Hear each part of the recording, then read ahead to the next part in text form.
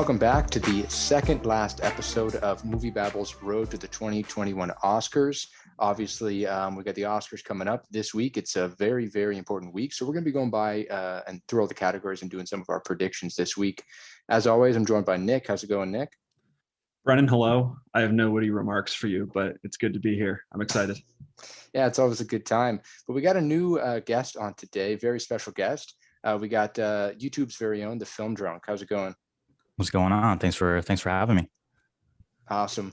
Yeah, it's great. It's great. Now we got the trio. We got a big Minari guy here, so that's always Two good. big Alan Minari Kim. guys.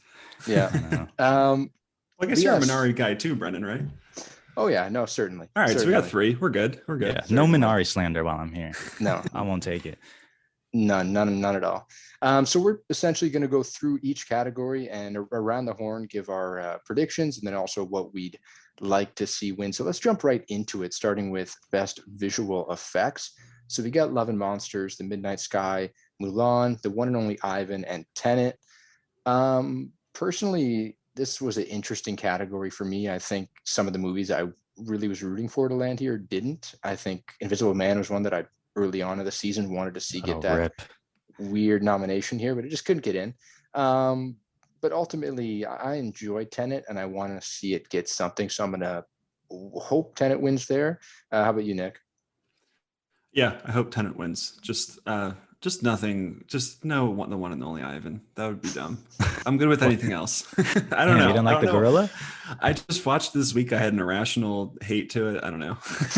Damn. But yeah, I'm hoping for Tenet. Yeah, I mean, I guess I'm hoping for Tenet too. I mean, truth be told, I really don't care about this. I don't feel too strongly. I've seen all of them. I think they're all pretty good, but I would go for Tenet. Yeah, why not? Yeah, going back to One and Only Ivan, I'm a huge Planet of the Apes fan, right? As we all know. And they never won a visual effects Oscar. So if One and Only Ivan won, I'd be absolutely cheesed. I'd be like, no. Justice that for can't Apes. Yeah, that'd be rough.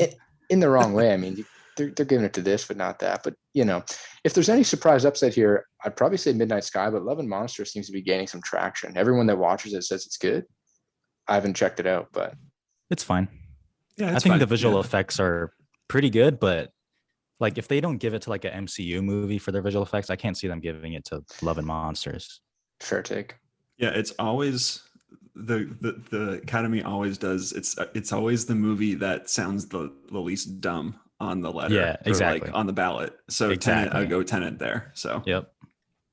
Yeah, so I guess we'll run through the predictions. I'm predicting Tenet as well. Same. yeah, I got Tenet. Yeah. Yep. The BAFTA sealed it for me. Yeah, it's a pretty straightforward one. So we'll move on now to best film editing, which is one that we might see some surprises in. So we got The Father, Nomadland, Promising Young Woman, Sound of Metal, and The Trial of the Chicago 7. So obviously, early on in the season, I think I was thinking Trial, and then slowly Sound of Metal started winning at places. But then I think Trial won the Ace Eddie Award, right, last week. So that kind of put them back into the race. And, I just can't see Trial going over 7. So I'm going to predict Trial here personally. How about you, Nick? Yeah, I don't want Trial to get anything, but that's just me. Damn. Oh, sorry. What I want to win, though, I'm going to go The Father, though, big time. The Father, that's the best editing of the year for me, bar none. Yeah, what I want These to win nominees are is not. yeah, what I want to win is The Father. That's my choice there, or Sound of Metal, but probably The Father. Yeah, that's funny. I just watched The Father like an hour ago with my parents because they wanted to see it for some reason. So that would also be my personal pick for editing, even though honestly, I do actually like Chicago 7's editing. I know it has the most, which in a lot of cases doesn't translate to good, but I actually think it's pretty well done. But I would go with The Father for my personal pick. Yeah. As I already alluded to, I think Trial is probably going to win here. Yeah, I'm torn. I mean, if you look at Gold Derby, the betting odds are pretty close between Sound of Metal and Trial, so it's almost a toss up at this point. But Trial winning the Ace Eddie Awards, I think I got to go with Trial here. Is my projection. Agreed. I'm going to Trial. Got to be honest, I'm a little confused about the Sound of Metal like winning a bunch of things. No disrespect intended, but it's just such not an Academy pick for editing that I was confused when it won like BAFTA and stuff, but I'm going to trial. Yeah, it's not a film that kind of screams editing, right? Like when I first Right. watched it, I wouldn't have expected it to go this far at all. And the fact that it's winning such big awards for editing is kind of surprising to me. I know a lot of people talk about the whiplash narrative, right? Like it's the drummer, it kind of like makes people think that. I don't know if I 100% buy into that, maybe a little bit, but it was really weird that it gained traction for me. Not that the editing's bad, but it's just not a Right. traditional Oscar pick. I think they're mixing like how good the sound editing is and mixing and with like just editing. And if honestly, if this movie didn't have a drummer, I don't know. I don't know if it'd be here. Yeah. Just saying. I like Sound of Metal. Damn. I like Sound of Metal. It's really good. Yeah, I really like the movie. I'm kind of with you guys too as well. I think it's doing some more subtle stuff, but yeah, it's kind of surprising that the Academy is recognizing it, or at least all the guilds are at this point. So yeah. Yeah, and it kind of screams to me one of those categories where there's just kind of that overlap love. Like I think back to Joker last year, it won score and then it got into both sound categories. And I was thinking maybe that was like love of the sound of the movie kind of made it push over that. Maybe it's a similar thing here. We'll see what happens though. So we'll jump into costume design now. We got Emma, Ma Rainey's Black Bottom, Mank, Mulan, and Pinocchio. Pinocchio was a surprise one here, certainly. I was rooting for Birds of Prey to get a nomination, but it is what it is. So just looking at these, honestly, my personal pick is Emma. I think the costumes are great in the movie, and it'd be nice to see that film get a little bit of recognition here. Yeah, I love Emma, and I think the costumes and the dresses are one of the best reasons. Like it's mixing like this really goofy, irreverent humor with the very proper upper class stuff, and I think the dresses do a lot of that work for it. So I love Emma, and that would be my personal pick. Yeah, we're all in agreement so far. I mean, I would also pick Emma. I almost want to mix it up, but I would go with Emma. I tried watching Emma. I watched like 20 minutes and then I realized I wasn't really paying attention, so I just stopped. But the costumes are really good. I'm surprised that Ma Rainey has just kind of walked away with this category. No, me too. I think at the beginning of the season, I was very much thinking Emma would go all the way, but maybe that's the thing. Maybe just not a lot of people are watching it, right? Like maybe it's just a movie that isn't reaching as many people as obviously Ma Rainey being a Netflix film and just how popular it was with not only Chadwick and Viola Davis as well. Maybe that's just a movie that's kind of getting the reach. So that's probably why it's kind of running away with it. But yeah, it was certainly surprising to see it run away. And that's why I'm going to slot it in as my prediction for best costume winner. Yeah, I'm going to keep the train rolling. I'm doing the exact same thing. But yeah, I agree. I think one of the tough things with Emma was it was a pre-pandemic movie and its release was it got released to like it stopped, because the theaters closed and whatnot. So it was one of the first movies on premium VOD back in March. So I feel like that's kind of it's been doing an uphill battle ever since. So yeah, for that, going Ma Rainey. Yep, same. Nothing more to add. I think it's done. Yeah, we'll move on now to makeup and hair, which is probably even more of a Ma Rainey lock than costume. But anyway, So we jump in with Emma, Hillbilly Elegy, Ma Rainey's Black Bottom, Mank, and Pinocchio. Obviously, people were rooting for Pinocchio to get in just because of those still images that went all over Twitter, and it did get in. So there you go. So it gets in. Who I'd like to see win, honestly, Pinocchio. That'd be fun. Like I haven't even watched the movie, but same. That'd be awesome. I'd love for them to open the envelope and it's Pinocchio. That'd be great. But yeah, so that's got to be my pick. That's what I want. I hate you so much. I just watched Pinocchio today, actually, in preparation for this pod. I hated it so much. It's not. I'm going to throw out a crazy movie here. It gave me Cats flashbacks, not to that level. So I'm going to say I threw that out there, but not that much, because a lot of it's off-putting to me, and it's the screen is covered with these very humanoid-looking creatures, and they're all very concerning looking, and it was an eyesore for me. There's a humanoid tuna in this movie that will give me nightmares for years. So nothing but Pinocchio. No Pinocchio, please. In terms of what I want to win, also No Hillbilly Elegy. That's my other one, my other villain in this category. But yeah, I'm going Ma Rainey. I think it's great, and it's one of the reasons why Viola Davis's character works so well. Yeah, I mean, Ma Rainey is really good. If anyone watches like my videos there, I've kind of been amazed at Pinocchio because obviously I have not seen the movie. Maybe I would feel like how Nick does if I watched it, but just from those images, I'm sure I would. Just from those images, I was like, holy shit. I was like, that's like pretty amazing. So I've stuck to it. So I have no reason to change now because I haven't seen it. I'm not planning to. My personal pick would be Pinocchio. Yeah, but then you see them move, and it's a whole nother game, guys. It's it's rough. For me, it wasn't it for me. No, it ain't it. So for just actual prediction, though, I think, are we all in agreement? Ma Rainey across the board here. Yeah. Lock. Yeah. Lock. So we'll move on to cinematography, which a little bit of a curveball in this category last week, and we'll talk about that. But Judas and the Black Messiah, Mank, News of the World, Nomadland, and Trial of the Chicago 7. For the whole season, this was like a category that was like one of the most locked. And then suddenly last week, the Cinematographer Guild gave it to Mank, which kind of threw things off a little, but I'm still going to slot it in for Nomadland personally. I think that's the one that'll win. If I had to pick my favorite, though, I don't know. I think Mank is something we've seen before. For me, there's nothing that really jumps out here as my personal favorite. So for that, I'll go Nomadland because I think it's a beautiful movie to watch. So I'm just I like it, and I'll predict it wins. Yeah, the Mank one's a little weird because one of the issues I had with the movie, I really liked the movie, but one of the issues I had with it was that it's replicating like this 1930s movie, but Fincher is just moving the camera around all these crazy 2021 ways. And that's just like, that's not how a movie back then looks, but then it also sounds like, actually the sound is really good for movies back then. So it's like this weird dissonance that I had throughout it. But yeah, I'm kind of with you where none of these are too crazy for me. I caught up with News of the World, and that was a very boring movie.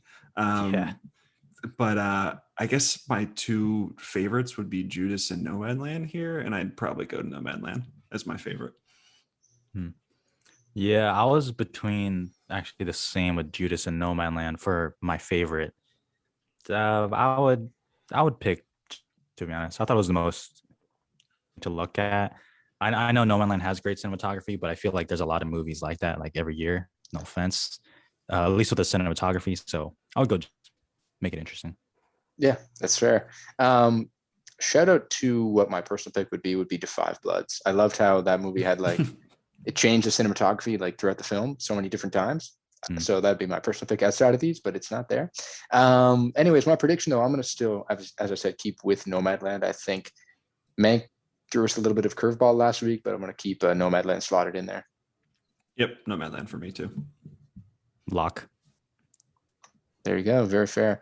So move on to production design now, which might even be done. I don't know. It's another one that's like, right. So we got The Father, Ma Rainey, Mank, News of the World, and Tenet snuck in there.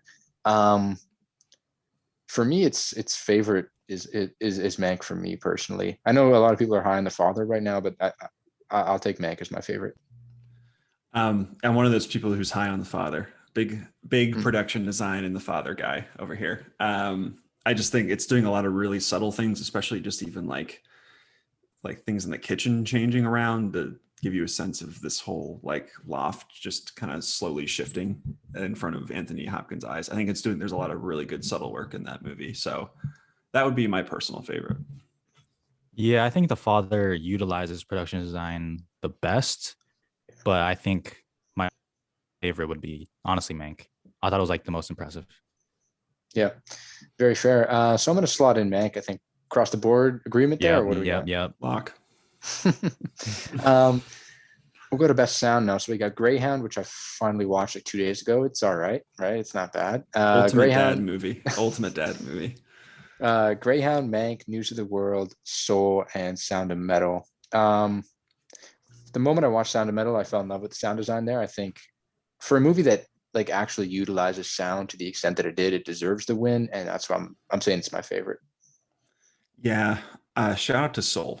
And yes, I was just about to say that. And Mank as well. I think both of them are doing really good stuff. Amazing. But it's yeah.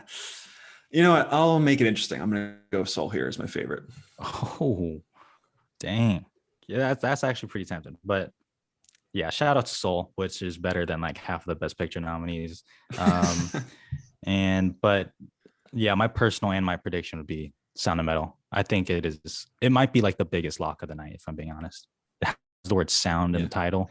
Even if no one knows anything, they're just gonna pick it. Yeah. No, I'm gonna obviously keep slotted in there with Sound of Metal as well. Yeah, it's a lock. Yep. Yeah. Moving to best song now, which is one that I've just been doing a lot of reading about this category. I've never been too excited by this category. I think this category sucks. Yeah, it just sucks. It was the only reason they have this category is so they can do their 5 performances every year at the show, right? Yeah, thank God they're doing it at the pre-show now. Yeah, that's Soderbergh's got this figured out. I'm so excited to see all these changes to the broadcast this year. Yeah, we're about halfway, so let's reflect on that just real quick. I think obviously this is a year where populist movies, as you could say, are not. They didn't get to come out in theaters. There's not like a huge buzz about a lot of these movies, just because I think the general public, when you go to the movies, you see a movie at the theaters, you talk to your friends about it, you talk to people about it. That's how things spread, in my opinion. Yep. In my opinion, watching things at Netflix at home all the time, it doesn't give you that same spread of kind of narrative. So that's why the ratings are going to be down. Ratings for every show's down. It's so bad. Sports, award shows, doesn't matter what it is, ratings are down. So we're going to see that this year, but I'm so excited to see what Soderbergh does, because I feel like he can be very experimental with it, right? Yep. So he can have fun. I'm excited for it. This is the year to be experimental. Like this is it. So just go for it. Yeah, we got to stop not appreciating Soderbergh for the talent he is. So I'm hoping this really works well. I say that, and I didn't see Let Them All Talk, which was his movie that came out last year. So maybe I'm not appreciating him either. But he's like, they're doing like, there's going to be all these satellite places like around they want everyone to be in LA, but they're going to have some in like London and Paris and stuff like that. And apparently he's shooting it cinematically, whatever that means. It's a movie, right? That's what he's calling it. Like it's gonna be a trip. So I'm interested to see what he does with it, and hopefully it continues moving forward. Because why not? Yeah. So after that fun discussion, let's jump into the most boring category, maybe. We got "Fight for You" from Judas and the Black Messiah. Good song. It's all right. Hear My Voice, which I don't think I've ever listened to, from Trial of Chicago 7. Husavik from Eurovision, and Scene from The Life Ahead, and then Speak Now from One Night in Miami, which is a good song as well. I've read that a lot of these people are really pushing, like Diane Warren's doing a lot of campaigning. I know the Husavik kind of hive is really loud, and I think Speak Now is like your traditional pick, so that's obviously going to be in the conversation. My favorite, it would have been Speak Now for a while, because I downloaded that on my phone. I thought it was nice to listen to, but then I just was like starting to listen to the Husavik song a bit more. So going over there a little, but I'm gonna say my favorite Speak Now. I'm going to keep with that, but some good songs here. My favorite Husavik is Husavik. I'm here for it. I just, if we need to change this category by just making it that all songs nominated have to be played within the movie itself. Yes. Rather than the end credits, because it's just ridiculous. You just get a famous person to sing something in your end credits, and then it gets an Oscar nomination. It's ridiculous. Exactly. Yeah. But Husavik, I'm here for it. I echo that 100%. Husavik is the only one that is utilized within the movie. And I didn't like Eurovision. Like, this song has no business being as good as it is, and it is my favorite. Yeah, I mean, it's a good song. Let's go with the predictions, though. I'm gonna go with Speak Now. Kind of stay a little safe with this one. Yeah, Speak Now. It's Leslie Odom Jr. Everyone loves him. Yeah, it's Speak Now. It is a good song, at least, but yeah, it's kind of boring. But yeah, Speak Now. You're right, though. I mean, do any of these movies really include it within the film? I haven't seen Life Ahead. Just Husavik. Yeah, Life Ahead is at the end and credits. I watched that movie. I was just not a huge fan of that this week. Yeah. So it's just it's a nothing category, and I'm happy that Soderbergh's getting rid of it. It's it's amazing. So we'll move into best score now. To Five Bloods, which kind of surprised that it got in here. Mank, Minari, News of the World, and Soul. I know a lot of people shout about Tenet. Good score, obviously.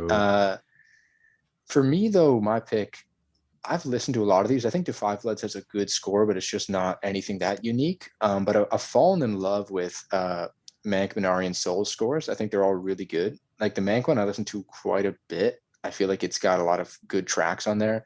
The Minari one is just beautiful, and then Soul one is just so unique. Obviously, kind of bending two different types of music together with that one. It's really tough to pick a favorite here. I think it really depends what mood I'm in when I want to listen to these. Like they're all really good. But the one I've listened to the most is the Minari one, so I'm gonna go that as my favorite. Yeah, it does depend on the vibe, I guess. But yeah, I'm also Minari because it's Emile Mosseri, is the composer's name? Yep. But also did the score for The Last Black Man in San Francisco, which is one of the best scores of the last 10 years. And I think this is right up there too. So yeah, I'll go Minari here. That's my favorite. Yeah, shout out Tenet, Ludwig Göransson. That score absolutely fucks. Yeah, justice for Tenet. Yeah, that score bangs. I am the resident Minari guy, but even I say that I would pick Soul for score. Both like real close, but god damn, that shit hits. I think predictions that were probably in unison, right? Soul. With Soul, I think. Yeah. Lock. It's done. It's got to be done deal. Do you think it's more locked here than it is in animated feature category, or what? No. I go yes, because I think it's not going to happen, but there's a Wolfwalkers hive out there for animated feature. Nah, they need to stop. They need to be quiet. All due respect to Wolfwalkers, y'all need to be quiet. So I think we're in unison though. So now we're just going to jump into the shorts. I'm not really a big shorts guy here, so I'm going to toss it over to Nick with some of the shorts coverage here. Big shorts guy over here. What are we doing? Animated shorts? Yeah, let's do animated. Right? All right, I'll run through them all quick. Burrow is the Pixar one. It's cute. Genius Loci, I think it's how you say it. It's a French one. That one's trippy as hell. It's really good. I like it. If anything happens, I love you. Will probably my win. Prediction. It might be my least favorite here. Opera is one of the best movies I've seen this year. It's unbelievable. Everyone go check that one out. It's tremendous. And obviously my favorite. And Yes People is, I can't remember if it's Sweden or Denmark. It's one of those Nordic countries, but it's just animated people saying yes for 10 minutes. And it's kind of funny and goofy. I liked it with my weird sense of humor. Where can you watch opera? So right now I think it's on Shorts TV, so you have to rent it. Okay. But I'd say it's worth it. It's kind of cool because they have all of the shorts for all the categories. Like if you want to rent just the animated shorts, it's $12. You have all of those, and then you also have, I think, the shortlisted ones as well. So it ends up being like it's like a bundle of shorts. Yeah, okay. I think it's pretty cool. It's worthwhile. But opera is terrific. So that's my pick. But yeah, if anything happens, I Love You is going to win. Yeah, I'm going to predict that as well, just because it's the only one I watched Netflix. and it made me cry. So I'm going for it. Yeah. I think Burrow's got to have like some sort of outside shot, right? Being a Pixar movie, but yeah, the cute one. Yeah. Yeah. If anything happens, I Love You. It's on Disney Plus, and it's cute. There's been better Pixar shorts. It's in 2D animation though, which is cool. It's a nice change for them. But it's not. I don't think it's substantial enough to win here. Yeah. Live action. I think we're in unison though. Yeah, live action. Yeah. So, but before you talk continue? about it, Nick, because Nick is the shorts guy here. Before you go, I'm gonna say Two Distant Strangers. I have not watched a single one of these, and I keep hearing Two Distant Strangers is like bad, but yet people keep predicting that it's gonna win. And I know The Letter Room has Oscar Isaac, but I keep hearing that's like not that good. So I'm just throwing that out there. Yeah, so I guess we're doing live action next. Two Distant Strangers is the Netflix one. Yep. So that's probably why it has a good chance of winning. But yeah, it's a tough one because it's the premise of it is it's a time loop movie where a black guy keeps getting shot by a cop. And so it's a rough one. And it didn't really work for me. I think the tone is a little off on it. Yeah. It's juggling like a few different tones here. I don't think it necessarily worked, but it's definitely a conversation starter, and I want to hear like other perspectives on it because it does seem like some people out there like it, and I'd like to hear what they think about it. I'm not going to disparage it too hard here. Yeah, The Letter Room has Oscar Isaac in it. I think it's interesting, and I think it has a good chance of winning just because it's Oscar Isaac. Yeah. Feeling Through is really good. It has a deaf and blind actor as the lead role in it. It's really terrific.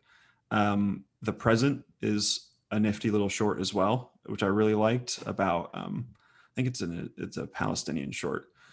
And White Eye, I think, is my favorite. It's 20 minutes long, all in one shot, which normally I don't like, but in this case, it works really well. And it's like a bicycle thieves style plot where this guy finds his bike that was previously stolen, and so he tries to track down who stole it. And I don't really want to ruin it, but lives are broken, and it's not very good for that person. Sounds fun. But yeah, it's really good. But my favorite would be White Eye, but I think I would have said Letter Room a few weeks ago, but I think it might be Two Distant Strangers that wins. Yeah, fair. Yeah, I'm just going to divert to you on that. No idea. Best documentary short. What do you got here, Nick?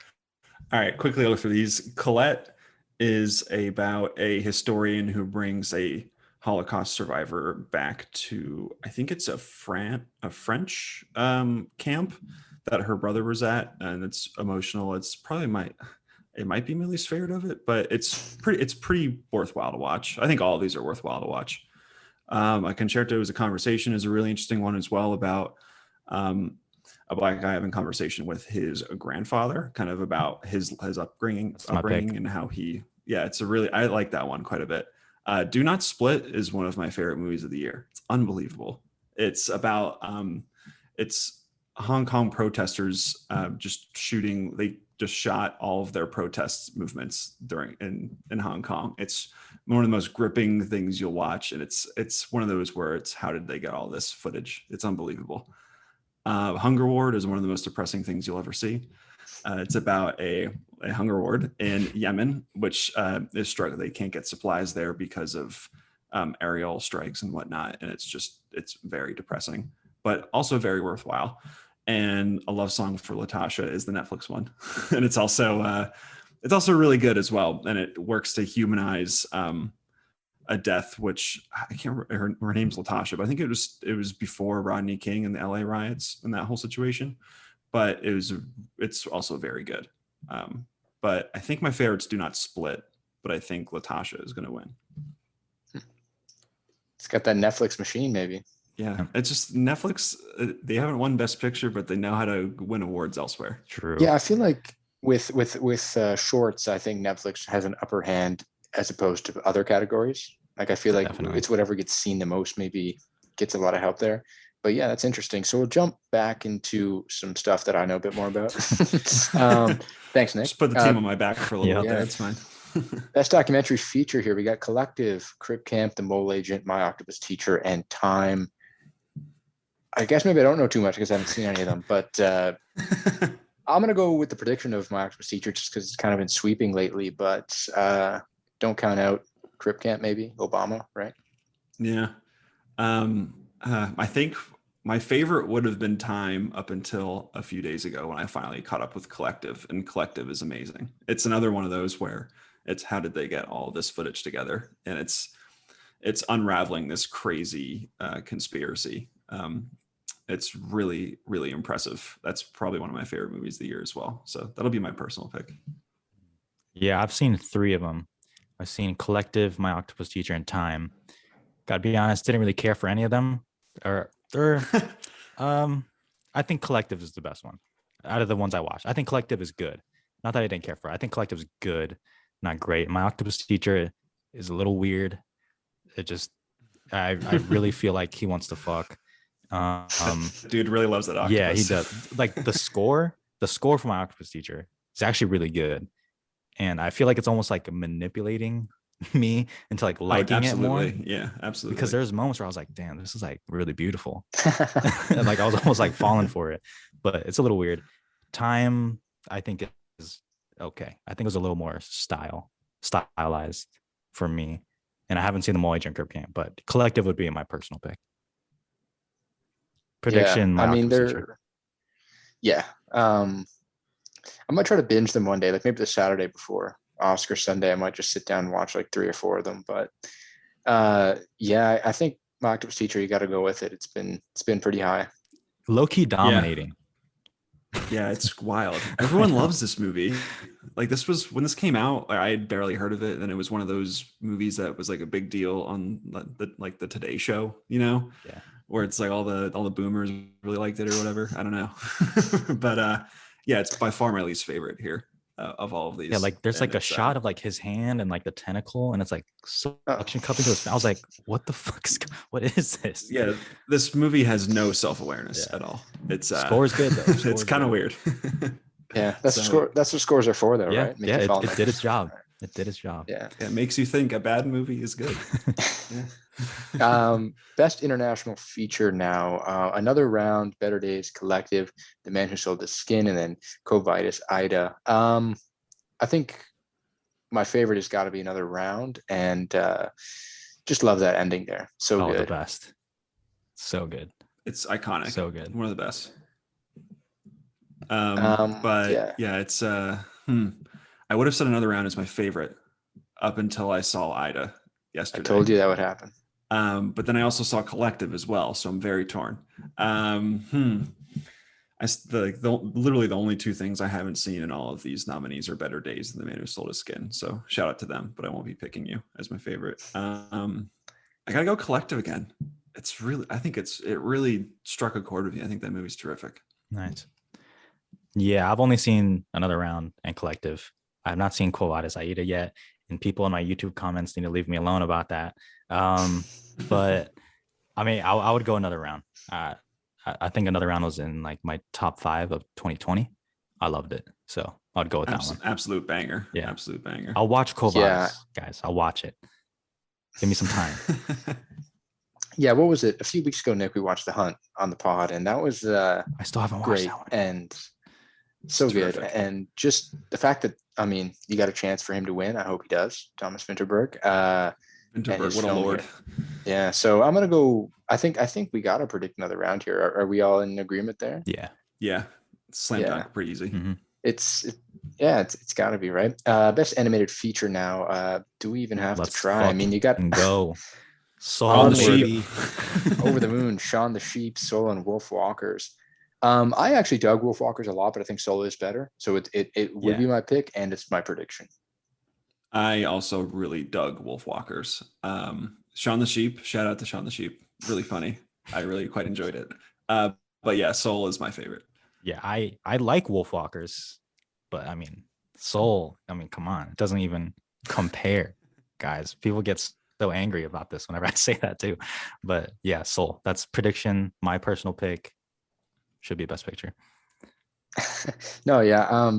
In a year like this, you would have thought it would land in Best Picture. Yeah, okay. I almost placed a large amount of money on a bet that Soul would get nominated for Best Picture. It's ridiculous that it didn't, but that's like it received the same amount of love as like movies like Inside Out, which got screenplay, right? And like it just seemed like the type of movie that everyone saw last year. Right. Disney Plus, so accessible, right? During like a pandemic, I was like, yo, this is the one that's gonna like speak to people like a lot. And then just it's weird. Didn't happen. You'd think it's one of the most like watched movies of last year, probably. Yeah. I don't get it. 100%. I mean, I think it might just be too existential for some people. It's a very weird movie, even though I think it's terrific, but I think it might be a little out there for some people. Could. Yeah. Nick, you don't agree that it's like a 100% lock, right? You said there's the Wolf Walkers Hive, but Film Drunk there, what do you think? Is this the most locked category of the night, or do you think there's something else even more locked in this? I think there's something else more locked, but this is still in like the 90s percentage of locked. Yeah. I will lose my mind. When I say Wolf Walkers Hive, it's definitely like 95% soul wins. Okay. So it's just a little bit like that hive is there if you look for it. Yeah. Okay. So now we're getting into some of the fun ones here. So best adapted screenplay. So we got Borat 2. That's hilarious that I got in. We got The Father, Nomadland, One Night Miami, and then The White Tiger. I'd love to see Borat win. Oh, that'd be so fun. It's not my favorite of the 5. I think I'd probably have to go with The Father here. Even for a while, I was liking One Night Miami a lot. Yes, I am. Before I saw a lot of these other movies, that was the one I was like, oh, that's probably going to win, right? It's the talkie movie, right? Everyone's chatting. Yeah. It seems like a screenplay type win, but I'll hope for the father here, personally. Yeah, I'm with you where I dig One Night in Miami quite a bit. But I think my pick is also the father. No disagreements. I also like One Night in Miami a lot. That would have been my pick like a month ago, but my personal pick is the father. Yeah, and I mean, predicting this category, I think for a while I was unsure. Then when the awards started coming out and Nomadland started winning everything, I was like, oh, that's kind of a weird curveball here. You wouldn't think Nomadland for screenplay, but I Right. guess she's kind of doing it as she's going, right? Fitting a lot of these different stories in. I think that's an impressive way to go about it, but I will give her the director win for that personally. So I don't know, but predicting wise, I think it probably has a leg up on the father. I think the father is surging, but Nomadland probably has a leg up, so I'll predict Nomadland here. Yeah, I'm the same way. I am predicting the father. Oh, I'm going for I like it. this. I'm going for it. I think It is surging, right? Yeah, I think it's peaking at the right time. And even though I don't use this logic for everything, I think Nomadland is going to have a very good night. And I think when people are kind of checking off the boxes, they'll just be like, oh, I really love the father. Chloe Zhao is going to win X amount of Oscars anyway. They'll vote for it. I don't feel good about that, but I'm kind of just trying to will it into existence. It's fair. I don't know what the anonymous ballots have been saying about this category.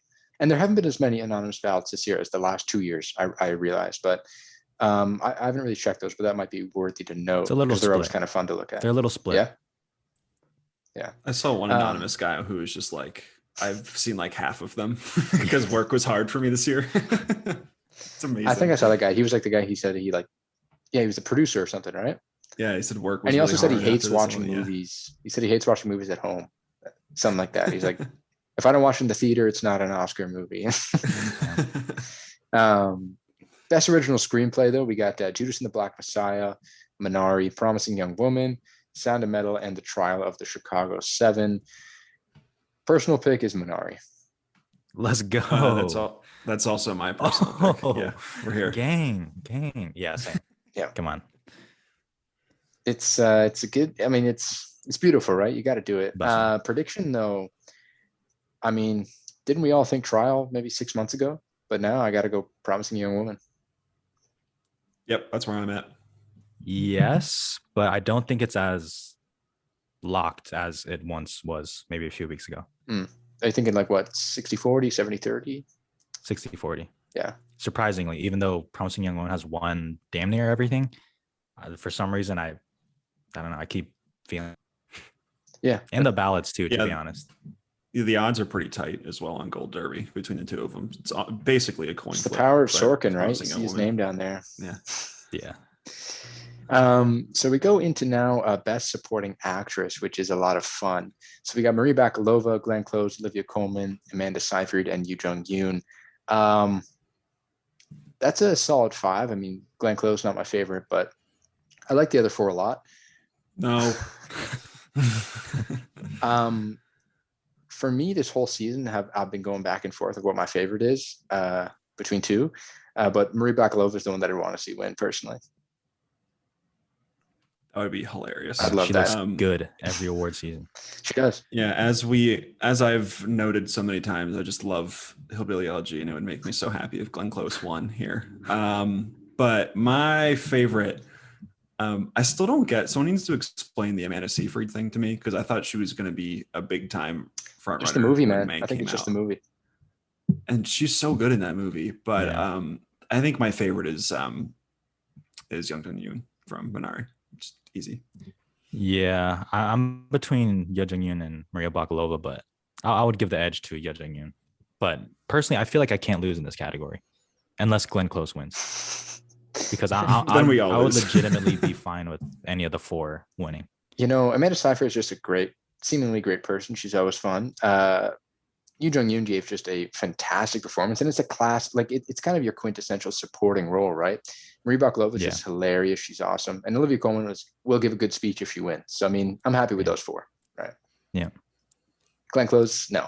But my prediction, I think, I do think this has become very, very blocked over the last few weeks. And I think Yoo Jung-yoon's going to win.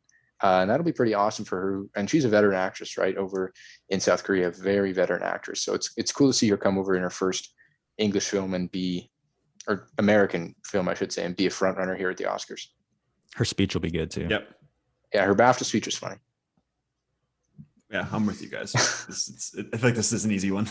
No, her speeches have been great. What she called the British people snobby or something like that in the BAFTA. Yeah. It's great. So yeah, I think we're locked in there. I think probably the Rudy Giuliani thing honestly yeah can help Bakalova, because that was like a straight up news headline. But yeah, I think Ye Jung-yoon somewhat got this in the bag. Yeah, that's her campaign, right? Marie Bakalova. That's got to be her campaign. Pretty much. That scene there.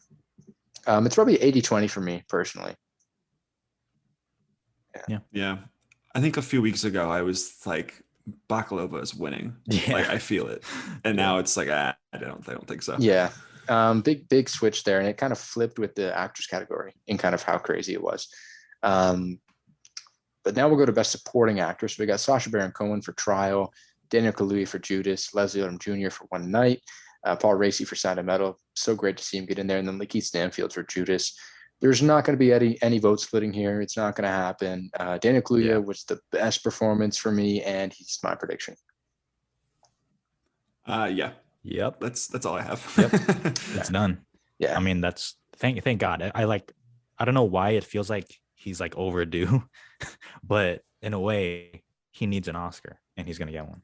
Yeah, I'm so happy he's not one of those amazing actors who has to wait until they're 65 to win their Oscar. That's always like, just with like Glenn Close, like it'll be so depressing if this is what her Oscar's for. With amazing career, No way. So many great performances, and then she wins for Hillbilly Elegy, which is probably her worst movie. I just whatever. Yeah, I mean Daniel Kaluuya, I mean such a great talent, and I mean I think decades from now we're gonna look back and see him as one of probably the best actors of our generation growing up, right? Mm-hmm. I think he's just going to be an absolute juggernaut in the years to come. Yep. So best actress here. This is the one, I think. Right.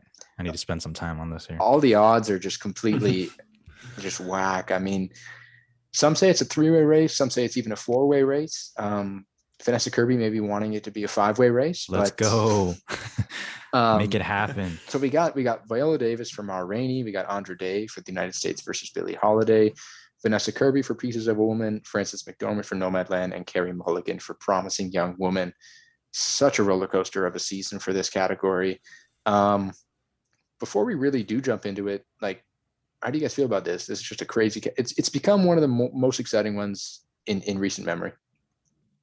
Yeah, I feel like it's like the only fun category we have this year, if I'm being honest, because we've all been pretty aligned on everything here, but I feel like this is the one time where we could have different favorites and also different projections. Yeah, which is funny because I think, like, at least for the nominations, actress was like the most like done.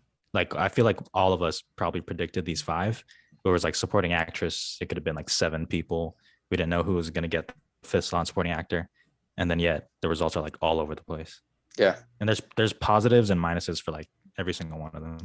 I've been going back and forth looking at each one's narrative, and it's tough. I think just kind of going down the 5. I mean, Viola Davis, I think she's such a titan in the industry now. Winning her 2nd Oscar would be huge. But the only thing really holding me back is, do you think a picture that's not nominated for Best Picture can win 4 Oscars in a night? It's weird to say that, but that's the only thing holding me back from going all in on her. I just can't see that happening. It'd be the first time ever, I'm pretty sure. And I just can't see it happening. Yeah, it's really weird. Well, I can see it happening, but I just don't think it will. Yeah, because you would think, even with the soul of it all, you would think that the 9 and 10 slots would have been Ma Rainey and probably One Night in Miami, maybe, if we did 10 Best Picture nominees. Yeah. So, but it is still weird because like how can it win 4 but then not? Like it really doesn't make sense. I mean, like, it was Ma Rainey was snubbed for screenplay. Like, you're supposed to get in there. Yeah. Understand picture. Like, you got beat out by Borat and The White Tiger. So it's like that doesn't really show. Shout out to The White Tiger. Yeah, that doesn't really show like a lot of strength in the movie, which I know doesn't really matter in an acting category, but in a way it like kind of does. Yeah, I have a hard time buying it, even though I also think it would make sense to like predict her as well. Yeah, it's tough to gauge. I don't know. I mean, then we go down to Andra Day, and I think, No. I mean, let me give my little case here. I think she's the only one out of the five that is giving kind of, I mean, no, Viola Davis as well. I was trying to say giving kind of a traditional transformative performance into a historical figure, right? But then she throws the singing in there too. I don't know. She's got an argument for that. Traditionally, those types win, but it's just such an unpopular movie. So Unwatchable. She's got to be 4. Yeah, it's a really bad movie. You know, I didn't mind it personally. I didn't love it. Really? I didn't love it, but I was sitting there. What? You're the one. I didn't love the movie. Man, but I thought Billie Holiday was like slightly better than Tom and Jerry. Like it was like a little better than Tom and Jerry. Did you see those at like the same time? Is that your connection? Kinda. I think I did actually. Andra Day is fantastic. She's great in it. Now I'm just thinking of the birds breaking the fourth wall at the beginning of Tom and Jerry and singing "Can I Kick It?" Exactly. Someone pointed this out, so I don't know what you guys think, but they're thinking it's possible that Viola Davis and Andra Day split votes a little bit. I don't know if I buy that too much. It is an interesting narrative though, but I don't really count the Globe thing this year. I don't buy it. She didn't even make the long list for BAFTA. Wasn't nominated for SAG. She was going to win the Critics' Choice. And I mean, and that movie is like fucking terrible. So I don't know. I think she's in 4th. Yeah, I look at those two. I mean, the vote splitting would come from the most similar performances, right? Like they're both kind of the transformative historical performance. But yeah, I mean, she can still win, but I have her in 4th. I think I have her in 4th too. I think Vanessa Kirby's got to be number 5, but oh boy, if she wins, that'd be a great night. Oh, that'd be so good. It'd be hilarious. I'm kind of rooting for it. Yeah, why not? I don't think there's much of an argument to be made, though. So move on to Frances McDormand here. I mean, it's going to be probably the Best Picture winner, and that might add to it a little bit more love for her. I mean, she's a titan of the industry, would be her 3rd Oscar, put her in kind of that's kind of the stratosphere, right? Like only a dozen people have won 3. I don't know. I think for me, choosing a front runner is tough, but I think she's number 3 out of this list. Yeah, it seemed like she was the favorite for a really long time, but no one was too excited about it. You know, everyone just kind of penciled her in, but now it kind of seems like Viola Davis and Carey Mulligan have kind of taken her place a little bit. Yeah, with all due respect to Frances McDormand, but no, I don't. I really don't want it. Wow, I don't want it. Like a third Oscar. Like to me, you would have to be like Daniel Day-Lewis and like There Will Be Blood, or it's like it would have to be something like that for me to say yes. You're gonna get an Oscar as a producer. Like, I don't know. Yeah, and you know, some of the anonymous ballots actually cited that. They said, you know, she's won before. She was great, but I'm not gonna vote for her because she's won before twice. She's great. This is how I felt with Leo and Hollywood, where I was like, that was a great performance in a really good movie that most people like. Here's your nomination, but you're not gonna win. Yeah, that's fair.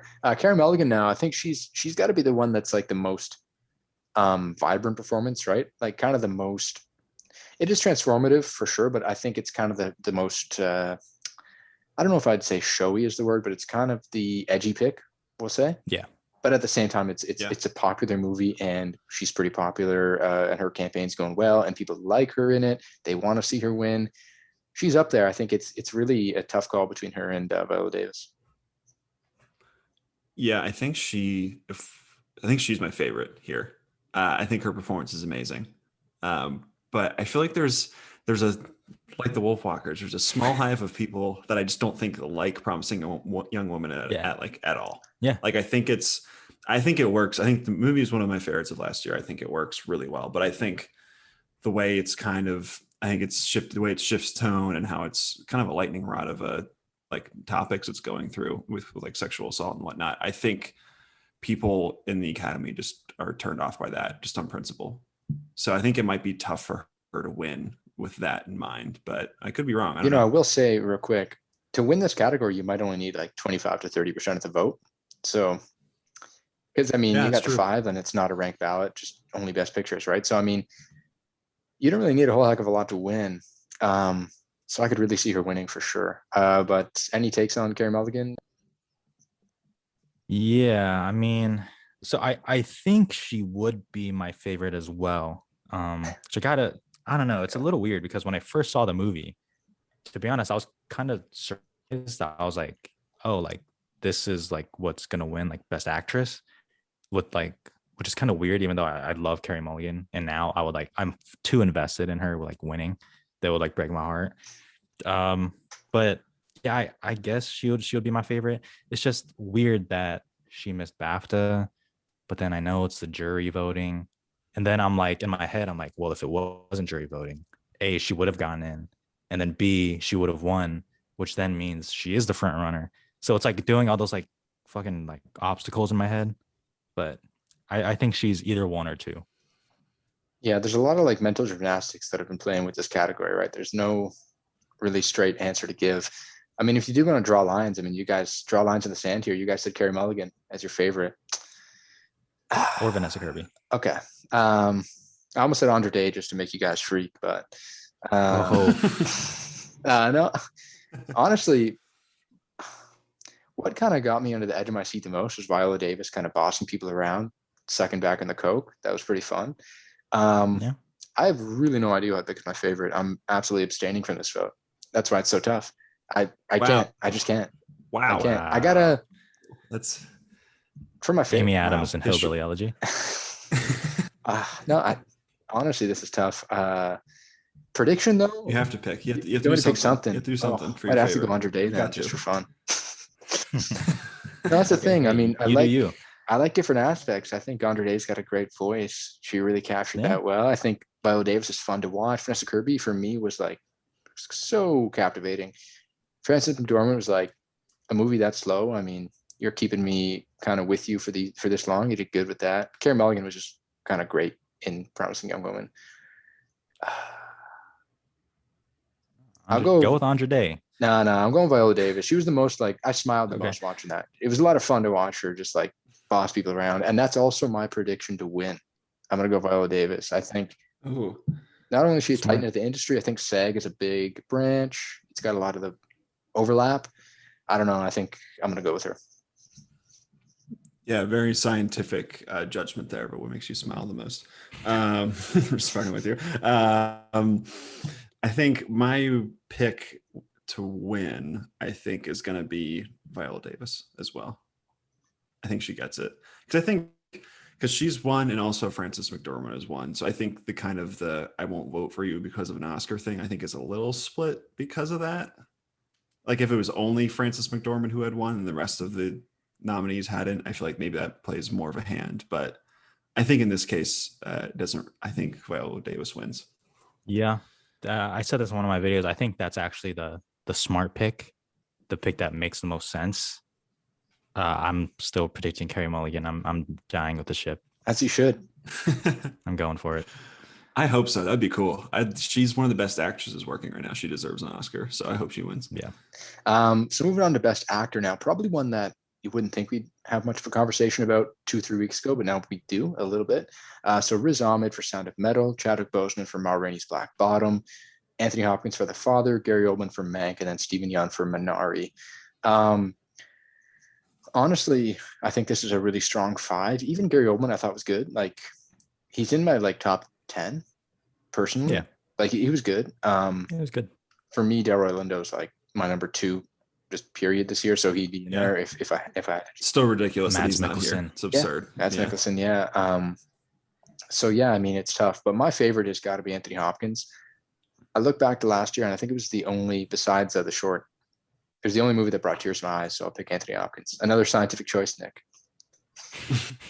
He was great. Anthony Hopkins was great. So he was my favorite in out of these 5 last year. I like it. I think my favorite's Stephen Yeun.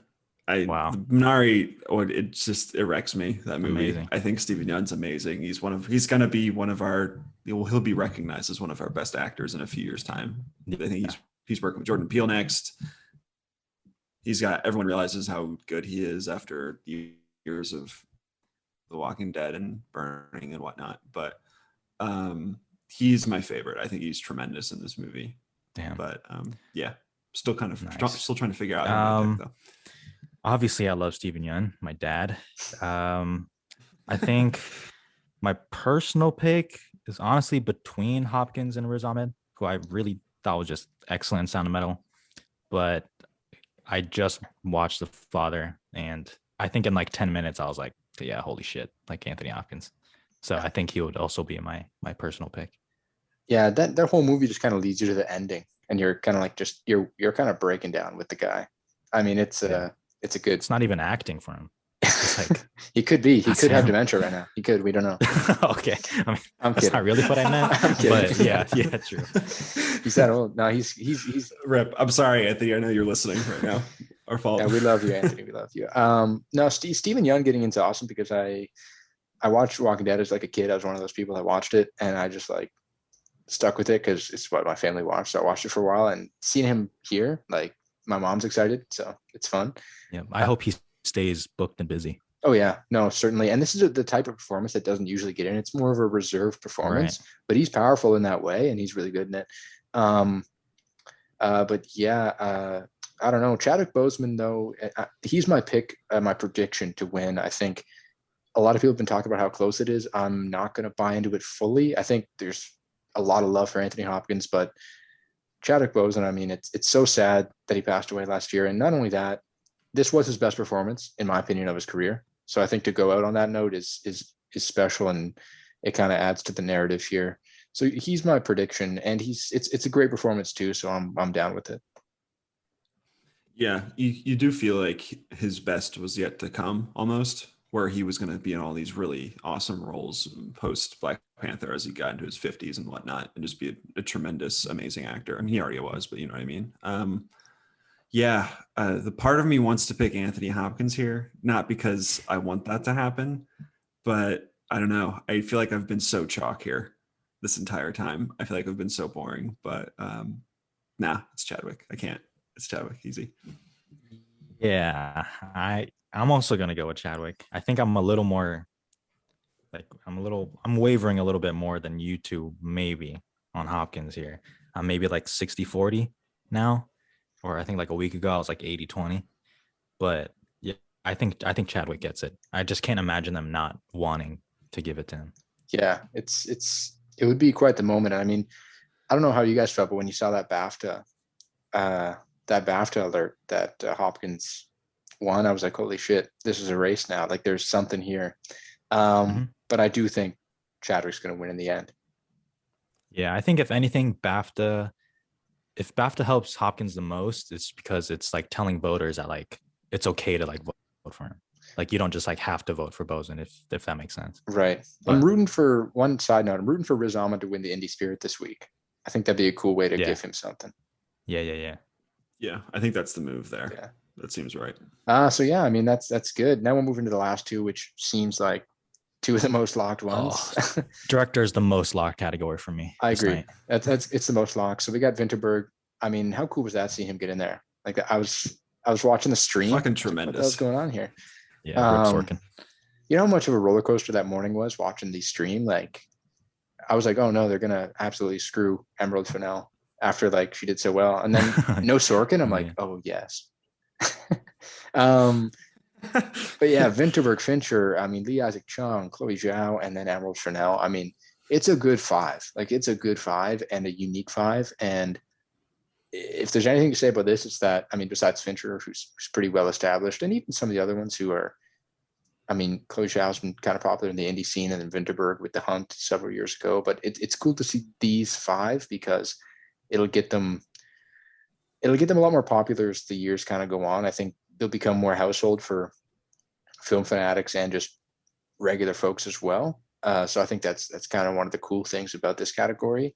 Um, Personal pick is Chloe Zhao. I think what she did there was pretty impressive, putting this movie together. Um, Honestly, I love the story of Lee Isaac Chung, that he was about to like quit movie making, then he did this. But I think Chloe Zhao is my like favorite out of the five. Yeah, I think all of these are great, really good directing performances. I think my my brain says that Lee Isaac Chung is my favorite, but my heart says Vinterberg. I think just that, and I've watched the ending of Another Round probably 15 times. It's just unbelievable. It's just, you put the last 10 minutes on and then Mads just gets drunk. It's the greatest thing ever. So I guess my favorite will go Vinterberg. Yeah, it's just, I like a lot of these though. I think Chloe Zhao, I think one of the reasons she's been doing so well is because I feel like out of all these, Nomadland is her singular vision, right? Because she edited it too and did all the like the cinematography and all that stuff. So I mean, that shouldn't really count for this category. But when you have that narrative around it, as this was your singular vision, and I guess a lot of people subscribe to auteur theory. I think that's probably one of the reasons she's doing as well. But it's well deserved. I think she's one of the most important filmmakers working right now. So I'm happy to see her get all this recognition. Yeah. I mean, I think in my video like last week, I was actually like doing this where I was just like including my personal picks. I think I said Chloe Zhao then, even though I'm not even that huge on Nomadland. Now I'll go Lee Isaac Chung. Fair, yeah. That's got to be one of the closest ones to kind of, as you were saying, Nick, one singular vision. I think Lee Isaac Chung's work and probably Emerald Fennell's work comes close to what Chloe Zhao did, just in terms of that. Yeah, probably. Yeah, Fincher's up there too, though, because like it's the whole narrative with his dad writing the script and whatnot, and trying to get this made. I think I'm right there with you. I feel like we're like the three people that like the movie. Yeah, everyone hates Mank for whatever reason. I think it's great, but I was hoping Jack Fincher's dad would get a nomination for screenplay. I don't know why. I just nominate a guy who's passed away 20 years ago. Kind of cool. And it's a good screenplay as well, in my opinion. Like, I mean, the movie's kind of like meandering, but I liked a lot of the dialogue.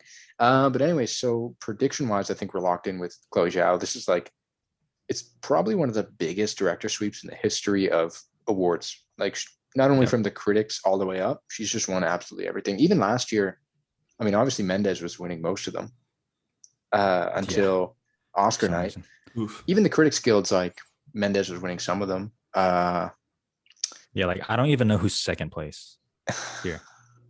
Yeah, I have no Maybe idea. Fincher for the name, but Mank's pretty low. Maybe. I don't think so. I just don't think Mank is the one this year where it's like, all right, I guess we'll nominate it. Just the Irishman of the year, right? No, is Lee Isaac Chung like second? Like, could be. He might be. It's kind of weird. I feel like there's probably a Vinterberg hive in there somewhere too, but it's probably Lee Isaac Chung. Yeah, I mean, it's tough, but it's certainly going to be Chloe Zhao to win. Got to be the most locked category of the night. So for Best Picture, I do just want to, so we'll run through them. So we got The Father, Judas and the Black Messiah, Mank, Minari, Nomadland, Promising Young Woman, Sound of Metal, and Trial of the Chicago 7. Quickly, Nick, I'll throw it to you, and then we'll just kind of go around the horn with this. Sub in 2 movies to make it 10, personal 2.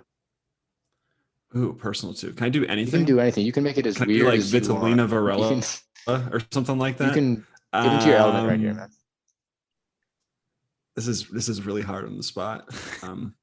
Like I'll go easy. Like Ma Rainey and One Night in Miami should probably be here. It's just easy. I guess I would go with Soul and Another Round. Yeah, that's good too. I got Soul as well. And then The Five Bloods would be my other one to round it up at 10. I mean, personal pick out of the 10, though. Nomadland's actually up there for me. So is The Father. So is Minari. Those are like my big 3 out of the 8. So it's kind of tough between those 3, but I'd love to see any of them win personally. I'll keep it plain. I'm gonna go with Nomadland. Yeah. I would have. It's just a bummer that we can't include, and that I think of it, that we couldn't include any of the Small Axe series. Shout out to The Wolf House. This is a movie I just thought of. It's terrific. It made my top 10 last year. It's a fucking weird movie. But I guess my favorite of the group here is probably Minari. The movie's great. It's my favorite movie of the year last year. I also want to give another shout out to Judas, because I feel like outside of Kluya, it's getting no chat anywhere, which I feel like we didn't really talk about it much in this pod. I just think that movie's terrific. I wish it would have gotten more recognition, and maybe I should have picked it more often for my favorites, but I just think that movie's terrific. Yeah. I mean, this is Minari for me. No question. Nomadland honestly isn't up there for me out of these, but Minari's the one. Yeah, that's fair. I mean, you got to go with what you love, right? For this. Predictions, though, I think it's not quite as locked as obviously director, but I think Nomadland's the one that we'd all be kind of in unison with. What's number two, Nick? What's number two, you think? Huh. I would have said Minari, but I just never feel like that momentum really ever got Yeah. going. I guess it might be The Father. I don't know. I honestly have no idea. I feel like it's Nomadland and everybody else, honestly. And then Mank way down here. I think number two is Trial, because That's it probably won it. Yeah, you're SAG right. and then it's won a couple of like guilds now, like in the past couple weeks. So Yeah. Trial. I think when you look at kind of the two sides of it, you got the ranked ballot and kind of you just have how many number one votes things will get. I actually do think Minari will get the second most number one votes, personally. I think people are liking that. I think you're seeing that from some of the ballots. So if you want to look at it that way, I think it might be second in that respect. But when you break it down and you look at kind of the ranked ballot, add up maybe a point system, I think Trial would probably be second.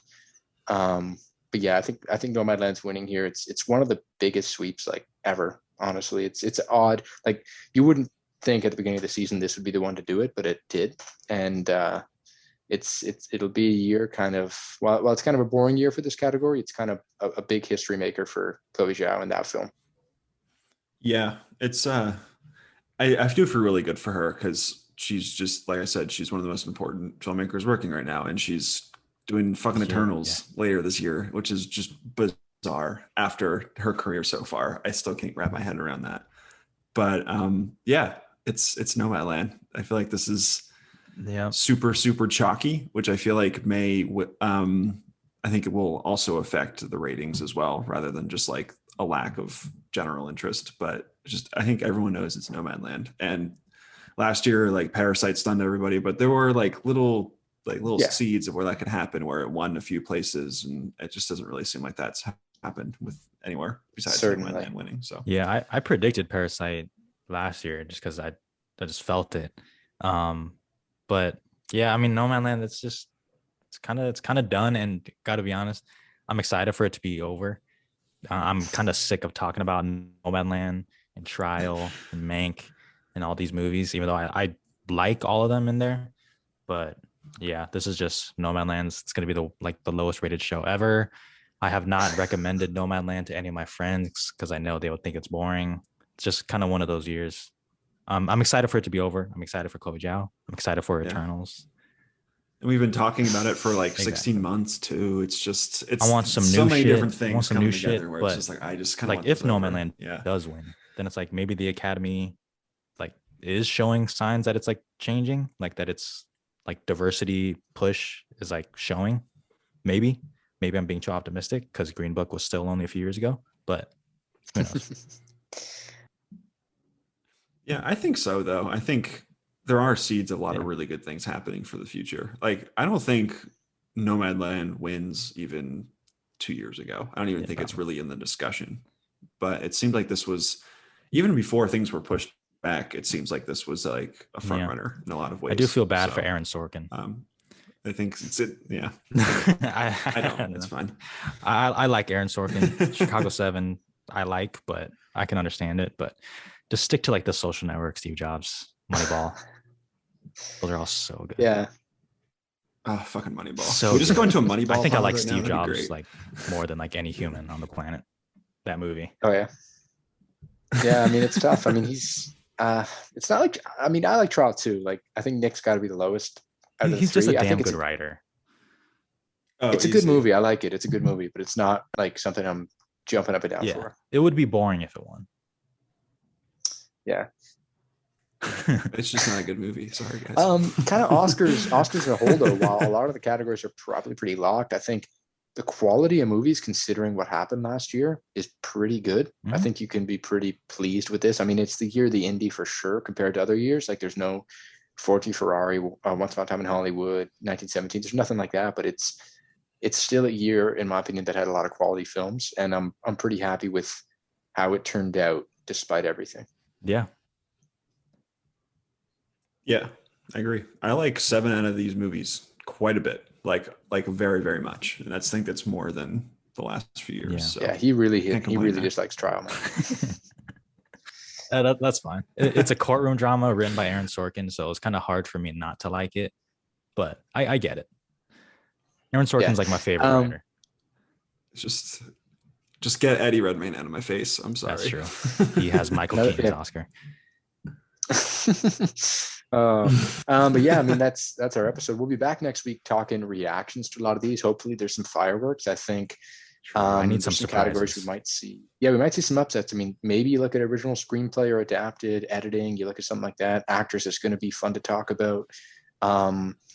Actor, I mean, who knows? I hope it's standard, but I mean, it could be the whole talk of next week, right? Actor could be like the thing that kills the Oscars, maybe.